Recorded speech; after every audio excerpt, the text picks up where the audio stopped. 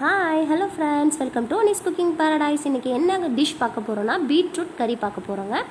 பீட்ரூட்னால் அலசி கட் பண்ணி எடுத்து வச்சுக்கலாம். வெங்காயம் 2 அலசி எடுத்து வச்சுக்கலாம். தேவையான அளவுக்கு தேங்காய் எடுத்து வச்சுக்கலாம். 4 மிளகாய் எடுத்து வச்சுக்கலாம். கருவேப்பிலை அலசி எடுத்து வச்சுக்கலாம். கடுகு, சோம்பு, இவ்வளோ தாங்க தேவையான பொருள். அடுப்பை பற்ற வச்சுட்டு கடாயை எடுத்து வச்சு கடாய் ஹீட் ஆனதுக்கப்புறம் எண்ணெய் ஊற்றிக்கலாம். இந்த பீட்ரூட் சிம்பிள் வெஜிடபிள் தாங்க, ஆனால் பவர்ஃபுல்லான வெஜிடபிள். இது விட்டமின் சி அதிகமாக இருக்குது, நிறைய மினரல்ஸு, விட்டமின்ஸு, ஆன்டி ஆக்சிடென்ட் நிறையவே இருக்குது இதில். இது ஒன்று மன அழுத்தத்தை போக்கும், 2 ரத்த சோகையை நீக்கும், தூக்கம் நல்லா வரும், ரத்த கொதிப்பை குறைக்கும், இதய கோளாறுகளை சரி செய்யும். இத்தனையும் செய்கிற பீட்ரூட்டை நம்ம கண்டிப்பாக சாப்பிட்டே ஆகணுங்க. எண்ணெய் காஞ்சதுக்கப்புறம் கடுகு போட்டாச்சு. கடுகு நல்லா பொரிஞ்சதுக்கப்புறமா வெங்காயம் கட் பண்ணி வச்சுருக்கோம் பாருங்கள். கருவேப்பிலையை போட்டுட்டு, கருவேப்பிலை அலசி வச்சுருக்கோம், 4 இதை உருவி வச்சுருக்கோம். கருவேப்பிலையை போட்டு பொரிஞ்சதுக்கப்புறம் வெங்காயம் கட் பண்ணி வச்சுருக்குது அதோட போட்டு நல்லா வதக்கி விட்டுடலாங்க.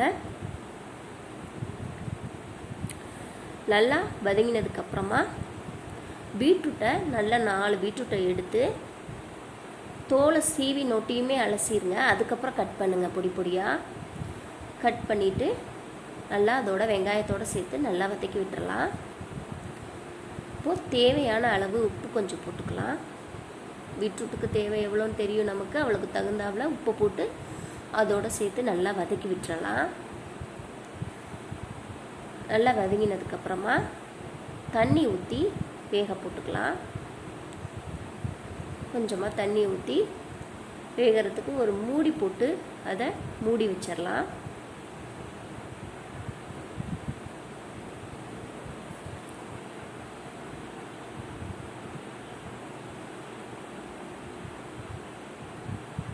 இப்போது ஒரு மிக்ஸி ஜார் எடுத்துகிட்டு தேவையான அளவு ஒரு கைப்பிடி தேங்காய், 2 வரமிளகாய், சோம்பு, இது 3ஐயும் போட்டு நல்லா பேஸ்ட்டாக அரைச்சி எடுத்துகிட்டு வந்துடலாம். ஏற்கனவே வேக போட்டுட்டு தான் நம்ம இந்த வேலை செஞ்சுருக்கோம், அரைக்கிற வேலை. அரை வேக்காடு வெந்ததுக்கப்புறமா தேங்காய் விழுது, சோம்பு, தேங்காய், வரமிளகாய் 3 அதை அரைச்சிட்டு வந்ததை அதோடு சேர்த்து நல்லா கலந்து விட்டுட்டு மறுபடியும் மூடி போட்டு நல்லா வேக விட்டுடலாம். நல்லா வேகட்டும். சூப்பராக வெந்து ரெடி ஆயிடுச்சு பீட்ரூட் கறி. சாம்பார் சாதம், ரசம் சாதம் எல்லாத்துக்குமே சூப்பராக இருக்கும். தயிர் சாதத்துக்கு நல்லா காரமாகவும் இருக்கும், இனிப்பு சுவையும் இருக்கும், நல்லா டேஸ்ட்டாக இருக்கும் சாப்பிட்றதுக்கு. இந்த டிஷ் உங்களுக்கு பிடிச்சிருந்ததுன்னா சப்ஸ்கிரைப் பண்ணிடுங்க, லைக் பண்ணிடுங்க, ஷேர் பண்ணிடுங்க, கமெண்ட் பண்ணிடுங்க.